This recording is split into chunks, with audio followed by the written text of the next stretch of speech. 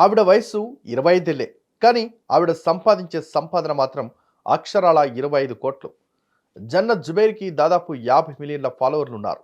అసలు నిజంగా ఇంత డబ్బు ఎలా సంపాదిస్తుందని చాలా డౌట్ వచ్చింది. మొదట నాకే నమ్మశక్యంగా లేక ఆవిడ ఇన్‌స్టాగ్రామ్ అకౌంట్ తెలుసుకొని అన్నీ సెర్చ్ చేసిన తర్వాతే నమ్మాను. అయితే అసలు ఈ ఆవిడ 25 కోట్లు ఎలా సంపాదిస్తుందా అని ఆరా తీయగా ఆవిడ కొన్ని ప్రముఖ సంస్థలతో టైడ్ అప్ అయి వారికి పబ్లిసిటీ చేస్తుందని తెలిసింది.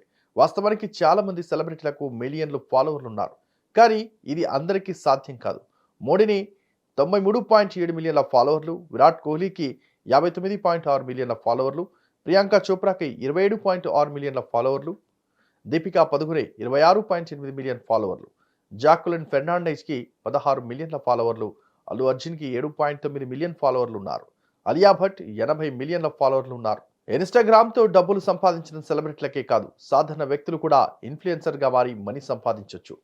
ఇన్‌స్టాగ్రామ్‌లో అత్యధికంగా ఫాలో అవుతున్న భారతీయ నటి ప్రియాంక చోప్రా.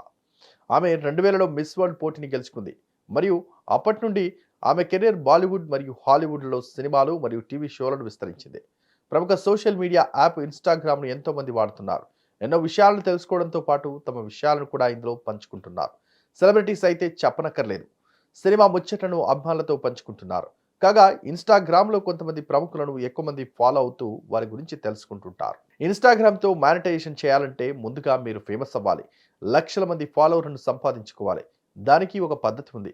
మీకు ఏది ఇష్టమో ఒకసారి కూర్చొని ఆలోచించండి. మీ అభిరుచికి తగ్గట్టుగా మీ పోస్టులు ఉంటే బాగుంటుంది.